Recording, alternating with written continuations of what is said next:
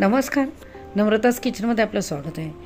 रात्री मी विचार केला का उद्या आपण काहीतरी भाजी न करता कडधान्य बनवूया. मग काय लगेच उठले, 1 वाटी राजमा भिजत घातला. साध्या पाण्यातच भिजवलं, गरम पाण्यात भिजवलं नाही. सकाळी उठून बघितला तर राजमा छान फुललेला. त्याला लगेच 2 शिट्ट्या देऊन उकळून ठेवलं. कुकरमध्ये लगेच तेल घातलं 3 चमचे, कढीपत्ता घातला, 1 चमचा जिरे घातले, 2 बारीक कांदा चिरून घातला, 4 पाकळ्या लसूण बारीक कापून टाकला, थोडी कोथिंबीर टाकली व 2 चमचे मिरची पावडर टाकली. 1 टोमॅटो बारीक चिरून घातला व 2 चमचे धने पावडर घातले. सर्व मिक्स केला आणि वरून 1 चमचा गरम मसाला घातला. सर्व छान मिक्स केला आणि मग वरून मीठ घातलं. मीठ घातल्यानंतर आपण जो राजमा शिजवून घेतलेला तो राजमा घातला.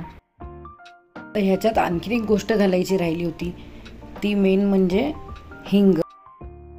सर्व भाजी मस्त छान मिक्स करून घेतली आणि वरून ह्याच्यात थोडंसं हिंग घातलं मी. आता हिंग चांगला त्याच्यात मिसळून घेतला आणि राजमाचं जे उरलेलं पाणी होतं ते वरून मी मिक्स केलं, कारण आपल्याला सुक्का करायचं होतं म्हणून मी जास्त पाणी घातलं नाही. मग काय सर्वात शेवटी ह्याला झाकण लावलं आणि 2 शिट्टी करून घेतली. आपला मस्त असा बघा कसा राजमा सुक्का झालेला आहे. तुम्हाला ही रेसिपी कशी वाटली ते मला कमेंट करून सांगा व आपला चॅनल नम्रताज किचन याला लाईक शेअर सबस्क्राईब करा.